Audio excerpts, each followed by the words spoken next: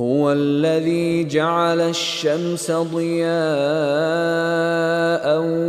والقمر نورا وقدره منازل لتعلموا عدد السنين والحساب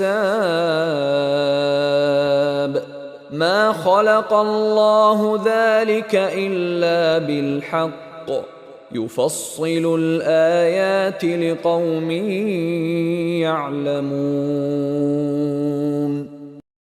وہ اللہ ایسا ہے جس نے آفتاب کو چمکتا ہوا بنایا اور چاند کو نورانی بنایا اور اس کے لیے منزلیں مقرر کی تاکہ تم برسوں کی گنتی اور حساب معلوم کر لیا کرو۔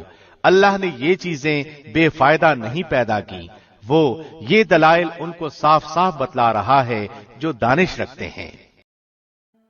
It is He who made the sun a shining light and the moon a derived light and determined for it phases, that you may know the number of years and account of time.